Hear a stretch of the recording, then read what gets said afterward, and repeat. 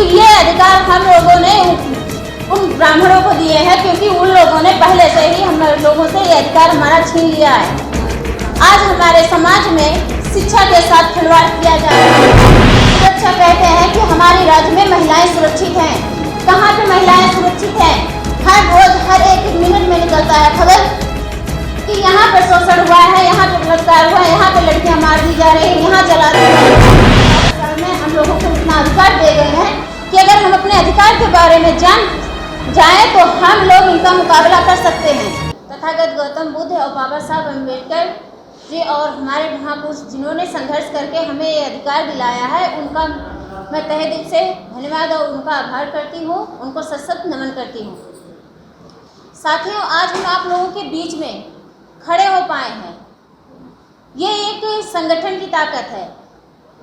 आज ये बामन मिश्रान साहब और उनकी जो मैडम है निशा मिश्रान साहब मैडम, जो राष्ट्रीय मूल निवासी महिला संघ की प्रचारक हैं, उनके द्वारा आज हमको ये अवसर मिला है कि आज हम आप लोगों के बीच में आ सकें। आज हमको ये अवसर मिला है कि आज हम यहाँ तक आ पाए हैं, क्योंकि अवसर ही वो ऐसी चीज़ है जो अवसर मिलती है, अगर वो हम अवसर गंवा देते हैं तो फिर दोबारा हमको नहीं मिलती है। आज इस अवसर की वजह से हम यहाँ आए हैं, तो मैं उनका भी धन्यवाद देना चाहती हूँ। साथियों, कहा जाता है कि हम लोगों को बताया गया है, हम लोग जानते भी हैं कि 15 अगस्त 1947 को हमारा देश आज़ाद हो गया। हम लोग बहुत गर्व से बहुत खुशी से मनाते हैं। हर 15 अगस्त को हमारे दिमाग से उतर ना जाए, इसके लिए हम लोग राष्ट्र पर्व के नाम पर मनाते हैं। हमेशा हम लोग खुशियों से मिठाइयाँ बांटते हैं, विद्यालय में झंडारोहण करते हैं, सारी चीज़ें करते हैं। लेकिन क्या सोचने की बात है, क्या हम लोग आज़ाद हैं? कहा जाता है कि जो व्यक्ति आज़ाद होता है उसकी कोई समस्या नहीं होती, लेकिन आज हमारे समाज में समस्या पे समस्या है। महिलाओं की समस्या अलग है, किसानों की समस्या अलग है, पढ़े लिखे बच्चों की समस्या अलग है। तो कैसे मान लिया जाए कि हम लोग आज़ाद हैं? आज हमारी महिलाओं के साथ शोषण हो रहा है, आज हमारी महिलाओं के साथ अन्याय हो रहा है, तो क्या आप लोग मानते हैं कि आप लोग आज़ाद हैं? आज हमारी 6 साल तक की बच्चियां नहीं बच रही हैं, तो कैसे मान लिया जाए कि हम आज़ाद हैं?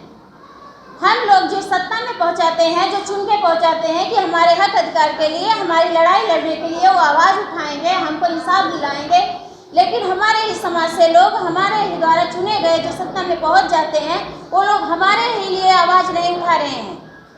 हमें लोग पहुंचाते हैं, उसके बाद हमारे ही लिए आवाज़ नहीं उठाते हैं। तो इसके लिए हम लोगों को खुद ही आवाज़ उठानी पड़ेगी, क्योंकि जब तक हम लोग आवाज़ नहीं उठाएंगे तब तक हमारा जो हक अधिकार छीना जा रहा है, जो हमारा शोषण हो रहा है, हमारी बच्चियों के साथ शोषण हो रहा है, इसका समाधान होने वाला नहीं है। अब हमारे कोई भी महापुरुष है या डॉक्टर भीमराव अम्बेडकर फिर से जन्म लेने वाले नहीं हैं कि वो संघर्ष करेंगे। वो लोग तो हमको आज़ाद कर दिए हैं, वो लोग तो हमको पढ़ने लिखने की आज़ादी दे दी है, वो लोग हमको बोलने की आज़ादी दे दी है, वो लोग हमको बहुत सारे अधिकार दे के गए हैं कि जिसकी बदौलत हम लोग अपना हक अधिकार ले सकते हैं, लड़ाई लड़ सकते हैं। आने वाले बच्चों के भविष्य की लड़ाई हम ही लोगों को लड़नी होगी। इसके लिए हम लोगों को आवाज़ उठानी होगी। अगर हम लोग चुप हो गए तो हमारे बच्चों की आने वाली जो समय है, जो पीढ़ी है, वो ख़त्म हो जाएगी, वो ख़राब हो जाएगी, पहले की तरह वो गुलाम हो जाएगी। क्योंकि आज के समय में भी अभी भी हमारा जो सामाजिक मालिक है, वो सामाजिक मालिक अभी भी हमारा ब्राह्मण बना बैठा है। क्यों, किस प्रकार से बना बैठा है? जब शुरू में हम अपने बच्चे को, जब हमारा बच्चा जन्म लेता है, तो हम अपने बच्चे का नाम रखवाने के लिए ब्राह्मण के पास जाते हैं, उससे पूछे बगैर हम अपने बच्चे का नाम नहीं रखते हैं। बच्चे को तो पैदा हम करते हैं, 9 महीने गर्भ में हम रखते हैं, लेकिन ये भी अधिकार नहीं है कि हम अपने पसंद से खुद से उसका नाम रख सकें। इसके लिए हम वहाँ जाते हैं। फिर उसके बाद क्या होता है, जब बच्चा थोड़ा सा और हमारा बड़ा होता है, तो फिर उसका जो कुंडली बनती है, कुंडली बनवाने के लिए जो शादी विवाह में लोग कहते हैं कि बिना कुंडली मिलाए शादी विवाह में दिक्कतें होती है, शादी विवाह नहीं होती, उसको भी बनवाने हम लोग वहीं जाते हैं। फिर बच्चा हमारा थोड़ा सा बड़ा होता है, जब शादी करने के कगार पे आता है, तब भी हम शादी की डेट निकलवाने वहीं जाते हैं। इस प्रकार से जितने भी कार्यक्रम होते हैं, बिना पूछे हम उनसे नहीं कर सकते। इसलिए हमारा सामाजिक मालिक ब्राह्मण बना बैठा है। बच्चे को तो जन्म हम देते हैं, लेकिन उसका जो हमारा अधिकार है वो अधिकार हमारा नहीं है। बच्चे पे उसका अधिकार, खिलाने पिलाने का अधिकार हमारा है, जन्म देने का अधिकार हमारा है। हम वो सारी चीज़ें कर सकते हैं, तो क्या हम लोग नाम नहीं रख सकते हैं? तो ये अधिकार हम लोगों ने उन ब्राह्मणों को दिए हैं, क्योंकि उन लोगों ने पहले से ही हम लोगों से ये अधिकार हमारा छीन लिया है। आज हमारे समाज में शिक्षा के साथ खिलवाड़ किया जा रहा है, लेकिन कोई भी आवाज़ नहीं उठा रहा है। आज हमारे बच्चों के भविष्य के साथ खिलवाड़ हो रहा है। कोरोना काल के चलते मंदिर का दरवाज़ा खुला था, दारू का ठेका खुला था, लेकिन विद्यालय का रास्ता बंद था। विद्यालय के रास्ते बंद होने के कारण हमारे समाज के बच्चों के भविष्य के साथ खिलवाड़ किया गया। उनकी जो शिक्षा थी वो खराब हो गई है। जो हमारे बच्चे हैं, हमारे जो समाज के बच्चे हैं, वो उनके पास, हमारे समाज के लोगों के पास इतने पैसे नहीं होते हैं कि वो बड़े बड़े विद्यालय में, प्राइवेट विद्यालय में अपने बच्चे को पढ़ा सके। हमारे जो समाज के बच्चे होते हैं लोग, वो गरीब होते हैं, मजदूर होते हैं, मेहनत मजदूरी करने वाले होते हैं, तो अपने बच्चे को सरकारी विद्यालय में भेजते हैं। वो जब सरकारी विद्यालय में भेजते हैं तो आज सरकारी विद्यालय की क्या हाल हो गई ये आप लोगों को पता है।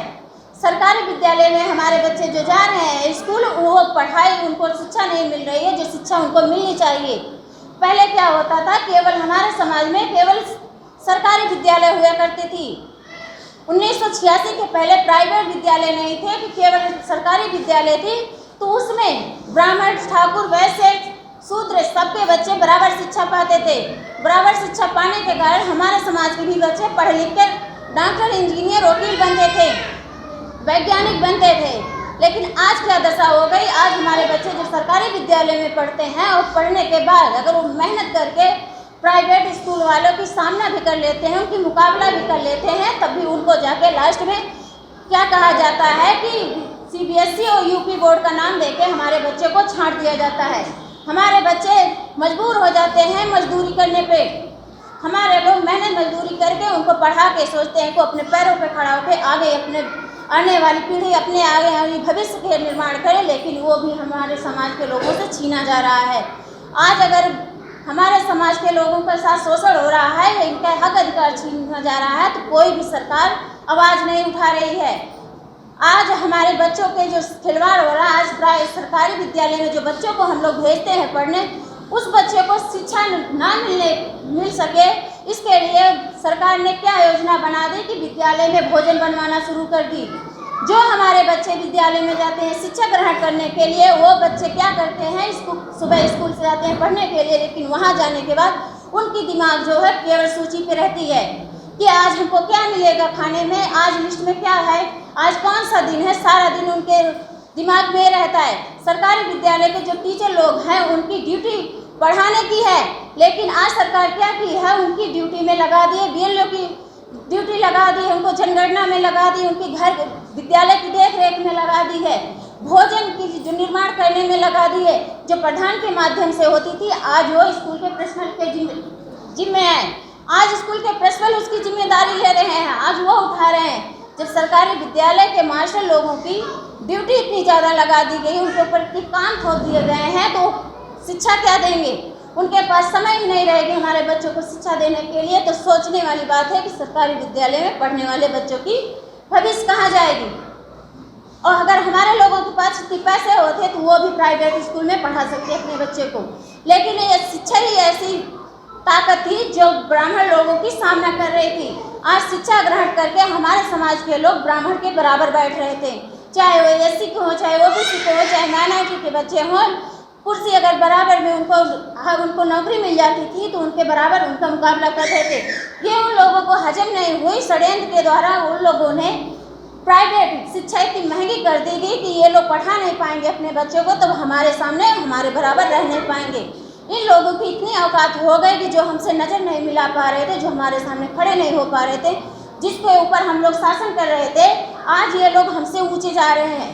इसका क्या कारण है? उन लोगों ने दिमाग लगाई और सोची कि इसका कारण केवल शिक्षा है, जो हमारे महापुरुषों ने हम लोगों को दे दिया था। उस हमारे महापुरुषों की जो अधिकार थी उसको ख़त्म करने के लिए शिक्षा इतनी महंगी कर दी गई। आज हमारे समाज के लोग अपने बच्चे को पढ़ा नहीं पा रहे हैं। इसकी वजह से आज हमारे बच्चे जो है इधर उधर बेरोजगार हो रहे हैं, उनको कोई नौकरियां नहीं मिल रही है, तो वो मजबूर हैं कि वो मजदूरी करें, क्योंकि घर परिवार चलाने के लिए पैसों की ज़रूरत होती है। पैसा नहीं रहेगी, कितनी महंगाई है, महंगाई में काम नहीं चलेगी। बहुत सारी ऐसी समस्याएं हैं। हमारी महिलाओं की समस्या है कि हमारी महिलाओं के ऊपर आज 1 मिनट में जो है 10 बच्चियों के साथ 10 महिलाओं के साथ बलात्कार हो रहा है, लेकिन कहीं भी कुछ नहीं हो रहा है। योगी सरकार ने बनाया है कि जो है महिला सशक्तिकरण, लेकिन कहाँ वो महिला सशक्तिकरण चली जाती है जब हमारी बच्चियों के साथ बलात्कार होते हैं, जब हमारी बच्चियों के साथ शोषण होती है, हमारी महिलाओं के साथ होती है। सुरक्षा कहते हैं कि हमारे राज्य में महिलाएं सुरक्षित हैं। कहाँ पे महिलाएं सुरक्षित हैं? हर रोज हर एक मिनट में निकलता है खबर कि यहाँ पर शोषण हुआ है, यहाँ पे बलात्कार हुआ है, यहाँ पे लड़कियाँ मार दी जा रही है, यहाँ जला दी जा रही है। कहीं महिलाओं को दहेज की प्रथा में दहेज की वजह से जला दिया जा रहा है, कहीं घरेलू हिंसा पे उनको जला दिया जा रहा है, फांसी चढ़ा दिया जा रहा है। तो कहाँ सुरक्षित हमारी महिलाएं हैं? अगर हमारी महिलाएं सुरक्षित होती तो ये जो शोषण हो रहा है ये बंद हो गया होता। हमारे समाज की महिला वो भी थी जिसको ब्राह्मणों ने डाकू का नाम दे दिया था, फूलन देवी। वो भी हमारे समाज की बच्ची थी, कानपुर की रहने वाली थी। उसके साथ इन्हीं ब्राह्मणों ने शोषण उसका किया। 10 साल की वर्ष की बच्ची के साथ शोषण करते रहे।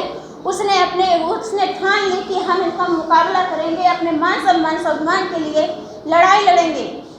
और उसने दिखा दिया। उसने आत्महत्या नहीं की, उसने हमारे समाज की महिलाओं के अंदर प्रेरणा दे रही थी कि हमसे सीख लो कि इनके अंदर जो डर पैदा है वो डर निकल सके। लेकिन हमारे समाज की महिलाओं को बता दिया गया कि वो एक डाकू थी तो हमारे समाज के लोग उसको डाकू के नाम से प्रसिद्ध कर दिए। लेकिन किसी ने ये नहीं कहा कि उसने अपने मान सम्मान स्वाभिमान की लड़ाई लड़ दी। उसके लिए वो 22 ठाकुरों का मुकाबला किया, उसको जान से मारा, उसको मार के अपना नाम रोशन किया और सत्ता में भी पहुंच गई। हमारे इस समाज की महिला थी जिसको ब्राह्मण घर से खेत तक जाने नहीं देते थे, खेत में जाती थी तो उसका शोषण करते थे। तो ऐसी हमारी वीरांगनाएं, हमारी माताओं से हम लोगों को सबक लेनी चाहिए। हम लोगों को डरने की आवश्यकता नहीं है, क्योंकि बाबा साहब ने हम लोगों को इतना अधिकार दे गए हैं कि अगर हम अपने अधिकार के बारे में जान जाएँ तो हम लोग इनका मुकाबला कर सकते हैं।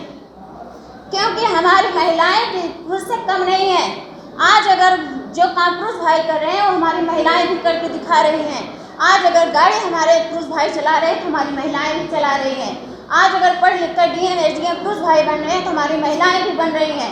आज अगर डॉक्टर वकील इंजीनियर वो लोग हैं तो हमारी महिलाएं भी हैं। आज एरोप्लेन अगर पुरुष भाई चला रहे हैं तो हमारी महिलाएं भी चला रही हैं। अंतरिक्ष पे अगर पुरुष भाई गए हैं तो हमारी महिला भी गई हैं। तो जब हर जगह वो बराबर का है तो फिर किस लिए उनके साथ ये भेदभाव हो रहा है? हमारी महिलाएं खुद अपना हक अधिकार नहीं जान पा रही हैं। आज हमारे समाज में महिलाओं को इतनी हीन भावना से देखा जाता है, उनको समाज में हमारी महिलाओं को, हमारी बच्चियों को इतना हीन भावना से देखी जाती है। जब हमारे समाज में किसी घर में अगर बच्ची जन्म लेती है तो लोगों का सर झुक जाता है। क्या कहते हैं कि इनके घर में बच्ची जन्म ली, जैसे लगता है मानो कि पहाड़ कोई टूट गया हो। लेकिन आज हमारे समाज में महिला के प्रति, जो बच्चियों के प्रति लड़कों की जनसंख्या ज़्यादा है लेकिन लड़कियों की जनसंख्या कम है। हर गांव में देखा जाता है कि 10-15 पुरुष जरूर कुंवारे घूम रहे हैं, लड़कियां नहीं मिल रही हैं शादी करने के लिए। लेकिन क्या किया जा रहा है, अगर जब डॉक्टर के द्वारा अगर पता चल जाता है कि घर में अगर बच्ची पढ़ रही है तो उसको मरवा दिया जाता है, उसको मरवा देते हैं, उसको आने नहीं देते। ऐसा क्यों हो रहा है? क्या हमारी बच्चियां पुरुष से कम है, कमज़ोर हैं? घर परिवार चलाने में जितनी हमारी औरत मेहनत करती है, जितनी हमारी महिलाएं करती हैं, उतना पुरुष भाई नहीं करते। अगर एक दिन कह दिया जाए कि घर की सारी जिम्मेदारी उठा के दिखाओ, किसी भी पुरुष से कह दिया जाए कि घर की पूरी देख एक दिन के लिए करके दिखाओ, तो वो एक दिन नहीं कर सकते हैं। एक दिन वो भोजन बना के अपने पूरे परिवार को नहीं खिला सकते हैं। लेकिन फिर भी हमारे समाज की महिलाओं को कमज़ोर समझा जाता है, उनको कमज़ोर बनाए हैं। तो कमज़ोर बनाने वाला कौन है? उनको भी अपने आने वाले बच्चों के भविष्य के लिए हम लोगों को भी आवाज़ उठानी होगी, जिसके लिए हम लोग आज आप लोगों के बीच में आए हैं परिवर्तन यात्रा के माध्यम से, कि ताकि हम लोग आप लोगों को बता सकें आप लोगों के हक अधिकार के लिए। कोई भी सरकार आवाज़ नहीं उठा रही है, कोई भी आप लोगों को आप लोगों के महापुरुषों के बारे में नहीं बता रही है। अपने हमारे महापुरुषों के इतिहास को दबा दिया गया है और हम लोगों को जो दिखाया जाता है वो काल्पनिक सब चीज़ें दिखाई जाती हैं। हम लोगों को बताया जाता, हमारे बच्चों को बताया जाता है विद्यालय में कि शिक्षा की देवी सरस्वती हैं। सरस्वती जी को किसी को पता है कि कौन सी विद्यालय से पढ़ के आई हैं, कहाँ से आई, कहाँ से जन्मी हैं, किसी को नहीं पता है। फिर भी हम लोगों को बताया जाता है शिक्षा की देवी सरस्वती हैं। लेकिन हम लोगों को ये नहीं बताया जाता भारत की सबसे पहली शिक्षिका माता सावित्री बाई थी, जिन्होंने हम लोगों के लिए आवाज़ उठाई। तो इसके लिए आप लोगों को जागरूक होने की ज़रूरत है। और इटावा में हम महिलाओं के हक अधिकार के लिए रैली है, वहाँ रैली लगाई गई है, खास करके हमारी महिलाओं के लिए। उसमें आप लोगों को ज़्यादा से ज़्यादा संख्या में वहाँ पर जाना है और इटावा की रैली को सफल बनाना है, क्योंकि अब हम लोगों के हक अधिकार जो हम लोगों को मिला है, ये हमारे महापुरुषों ने हम लोगों को दिया संघर्ष करके। लेकिन जो हमारे आने वाले बच्चों के भविष्य की है, उसके लिए हम लोगों को आवाज़ उठानी पड़ेगी। ना तो हमारे महापुरुष कोई आएंगे संघर्ष करने के लिए, ना ही अब बाबा साहब डॉक्टर भीमराव अम्बेडकर आएंगे कि फिर से संविधान की रचना करेंगे और हम लोगों को हक अधिकार देंगे। इन सब चीज़ों के लिए हमारे लोगों को आवाज़ उठानी होगी और हमारी महिलाओं को सबसे ज़्यादा भागीदारी वहाँ चलने के लिए लेनी होगी। आप लोगों ने मेरी बात को सुना, धैर्यपूर्वक इसके आभार। जय मूल निवासी।